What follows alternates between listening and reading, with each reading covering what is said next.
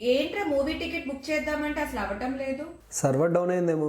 అసలు సర్వర్స్ ఎందుకురా డౌన్ అవుతాయి? లెట్స్ సే నువ్వు ఒక టికెట్ బుక్ చేస్తావు. ఆ రిక్వెస్ట్ అనేది ఫస్ట్ నీ మెయిన్ సర్వర్కి వస్తుంది. నీ మెయిన్ సర్వర్ నుంచి లెట్స్ సే ఒక క్యాషేకి వెళ్ళింది అనుకుందాం, క్యాషే నుంచి ఒక డేటాబేస్కి వెళ్ళింది అనుకుందాం. సో ఈ విధంగా ఈ 3 సిస్టమ్స్ యూస్ చేసి నీ టికెట్ బుకింగ్ అనేది అవుతుంది. ఈ టికెట్ బుకింగ్ కోసం స్పెసిఫిక్గా మన మెయిన్ సర్వర్లో ఒక థ్రెడ్ అనేది క్రియేట్ అవుతుంది.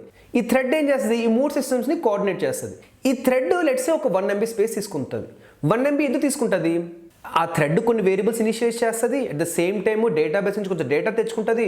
సో ఇవంతా కలిపి లెట్స్ ఒక 1 MB అనుకుందాం. ఇలాగా ఇంకో కస్టమర్ బుక్ చేశారు అనుకోండి, అప్పుడు ఇంకో థ్రెడ్ క్రియేట్ అవుతుంది.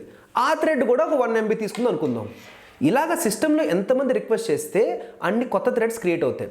సో మీ మెయిన్ సర్వర్ అనేది ర్యామ్ అనేది ఒక 2 GB అనుకోండి. At any point of time maximum 2048 threads మాత్రమే క్రియేట్ అవుతాయి.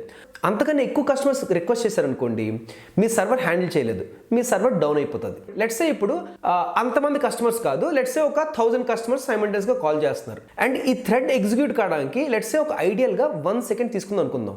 కొన్నిసార్లు ఏమవుతుందంటే మీ క్యాషే కానీ డేటాబేస్ కానీ వెంటనే రెస్పాండ్ అవ్వవు. ఎప్పుడు రెస్పాండ్ అయ్యే కన్నా కొంచెం ఎక్కువ సేపు తీసుకుంటాయి. ఇలాంటి కేసెస్లో ఏమవుతుంది? మీ థ్రెడ్ 1 సెకండ్ కాకుండా 1 సెకండ్ కన్నా ఎక్కువ సేపు తీసుకుంటుంది. సో ఇలాంటి టైంలో ఏమవుతుందంటే over the time me threads అనేవి 2048 నెంబర్స్ దాటిపోయి మీ సర్వర్ మళ్ళీ క్రాష్ అయిపోతుంది. అర్థమైందా?